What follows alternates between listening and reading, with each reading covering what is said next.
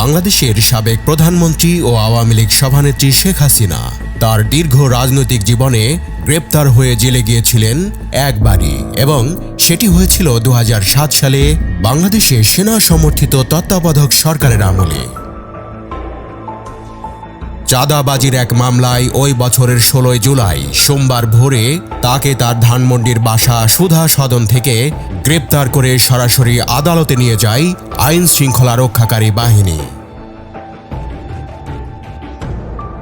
আদালতে শুনানি শেষে তাকে নেওয়া হয়েছিল শেরে বাংলা নগরে জাতীয় সংসদ ভবন এলাকায় বিশেষভাবে তৈরি সাব জেলে। প্রায় ১১ মাস বন্দী থাকার পর তিনি ২০০৮ সালের ১১ জুন জামিনে মুক্তি পাওয়ার পরে বিদেশে যান চিকিৎসার জন্য।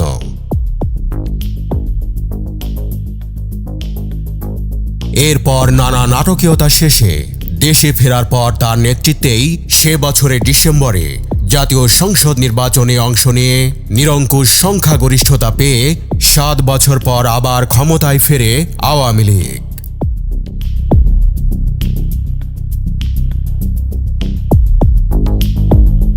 শেখ হাসিনা জেলে যাবার প্রায় ২ মাস পর তার রাজনৈতিক প্রতিপক্ষ বিএনপির চেয়ারপারসন খালেদা জিয়াকেও দুর্নীতির মামলায় জেলে যেতে হয়।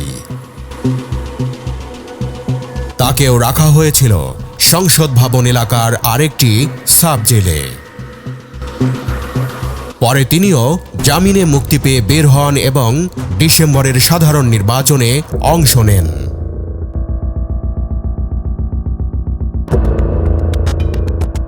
শেখ হাসিনা তখন বাস করতেন ধানমন্ডির সুধা সদনে।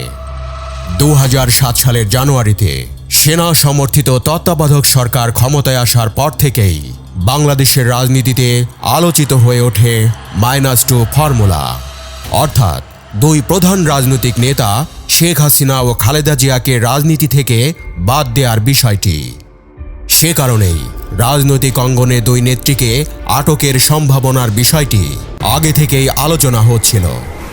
তার আগেই ২০০৮ সালের ডিসেম্বরে নির্বাচন অনুষ্ঠানের লক্ষ্য নিয়ে নির্বাচনী রোডম্যাপ ঘোষণা করেছিল নির্বাচন কমিশন।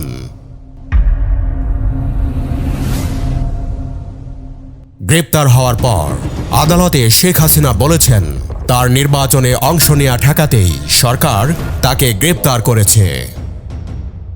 শেখ হাসিনা গ্রেপ্তার হতে পারেন এমন আলোচনা কয়েকদিন ধরেই বিভিন্ন মহলে চলছিল, আর এই ধারণা থেকেই তুমুল বৃষ্টির মধ্যেও ২০০৭ সালের ১৫ জুলাই রোববার মধ্যরাতে কিছু সাংবাদিককে ওই এলাকায় ঘুরতে দেখা যায়।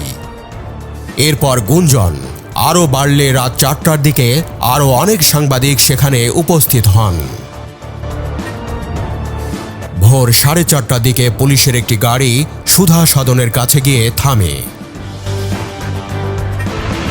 পৌনে ৫টার দিকে খুব দ্রুত গতিতে কালো গ্লাসের একটি মাইক্রোবাস ও দুটি হুন্দাই জিপ ৫ নম্বর সড়কে ঢোকে।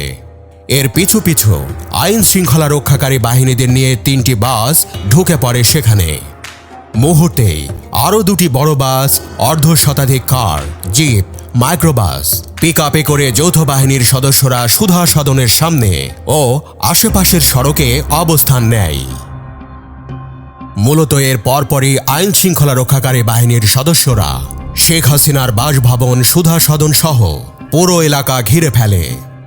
সুধা সদনের সামনের সড়কে ব্যারিকেড দেয়া হয়। ব্যাপক বৃষ্টি হচ্ছিল তখন, এবং সেই বৃষ্টির মধ্যে র্যাব ও পুলিশের সদস্যরা বিভিন্ন সড়কে টহল দিতে থাকেন এবং মোড়ে মোড়ে অবস্থান নেয়। কিছুক্ষণের মধ্যেই সুধা সদনের সামনে আসে একটি বড় প্রিজন ভ্যান।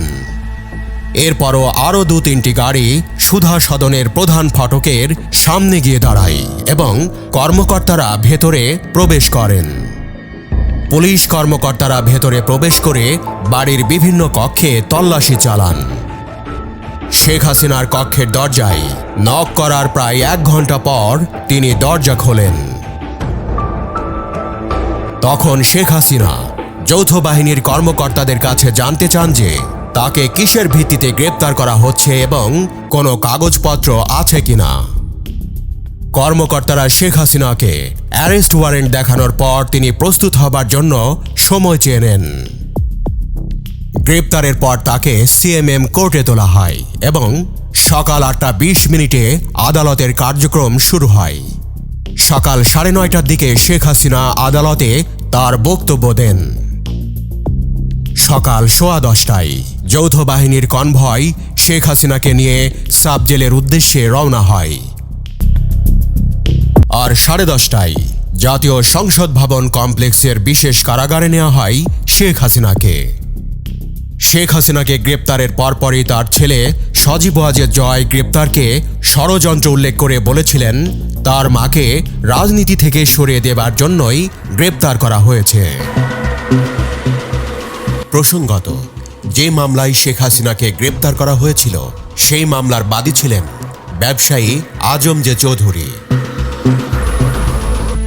মামলায় শেখ হাসিনা এবং শেখ ফজলুল করিম সেলিমের বিরুদ্ধে 2,99,00,000 টাকা চাঁদাবাজির অভিযোগ করা হয়েছিল।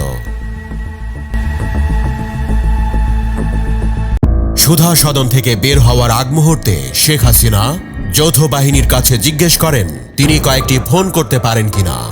তাদের দিক থেকে ইতিবাচক উত্তর এলে তিনি যুক্তরাষ্ট্রে অবস্থানরত তার ছেলে সজীব ওয়াজেদ জয়ের সাথে কথা বলেন।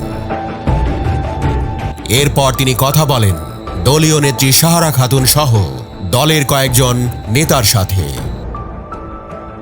এরই কোনো এক পর্যায়ে তিনি ফোন করেন তখনকার আইন উপদেষ্টা মইনুল হোসেনকে। শেখ হাসিনা সে সময় তাকে বলেছিলেন, কাজটা আপনারা ভালো করেননি, আমি শিগগিরই মুক্ত হয়ে বের হয়ে আসব এবং তখন কাউকে ছাড়া হবে না, এমনকি আপনাকেও না। মিস্টার মইনুল হোসেন পরে আওয়ামী লীগ আমলে 2টি মামলায় 2 দফায় জেল খেটেছেন। 2023 সালের ডিসেম্বরে তিনি মারা গেছেন।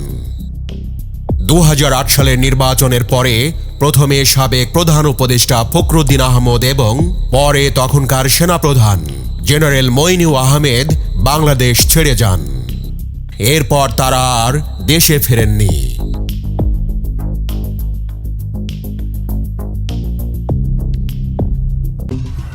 শেখ হাসিনাকে গ্রেপ্তারের পর যুক্তরাষ্ট্র, ব্রিটেন, ভারত এবং জার্মানি সহ বিভিন্ন দেশের কূটনীতিকরা মামলা ও বিচারের ক্ষেত্রে যথাযথ আইনি প্রক্রিয়া ও আন্তর্জাতিক মান নিশ্চিত করার আহ্বান জানায় কর্তৃপক্ষের কাছে।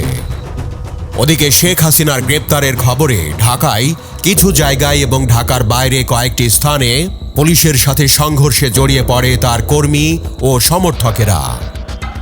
আবার ঢাকাতে শাহবাগ এলাকায় এই গ্রেপ্তারকে স্বাগত জানিয়ে জাগ্রত জনতার ব্যানারে মিষ্টি বিতরণ করে একদল ব্যক্তি।